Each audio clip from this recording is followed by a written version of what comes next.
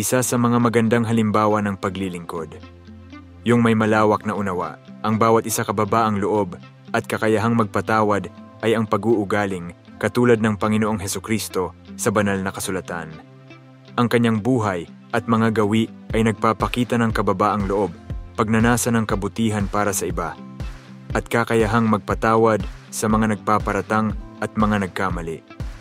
Narito ang ilang halimbawa ng paglilingkod ni Jesus na nagpapakita ng malawak na unawa, kababaang loob at kakayahang magpatawad. Una, kanyang pagtanggap sa mga makasalanan, His acceptance of sinners. Si Jesus ay kilala sa kanyang pagtanggap at pagmamahal sa mga makasalanan at sa mga taong itinuturing ng lipunan na hindi marapat ng pagpapala. Ipinakita niya ang unawa at pagmamahal sa pamamagitan ng kanyang pag-akay sa mga makasalanan patungo sa pagsisisi at bagong buhay.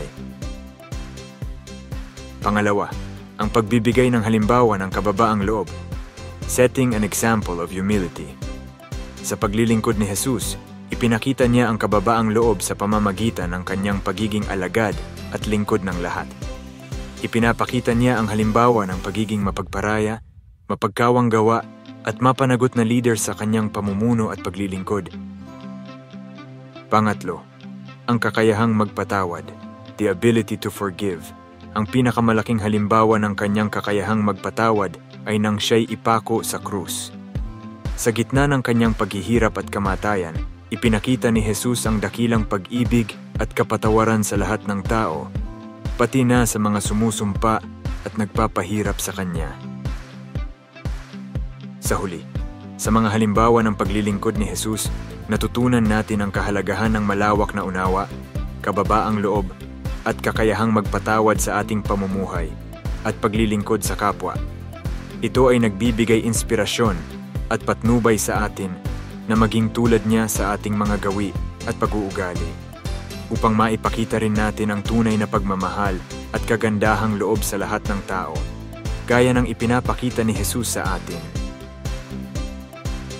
Anumang panahon, anuman ang sitwasyon, pananampalataya sa Diyos ang sagot. Subscribe to Bro Chris channel at Reels Bro Chris Montadbraya Jr. now para sa pangaral at payo mula sa Panginoon. Thanks God, naman nagustuhan niyo ang video.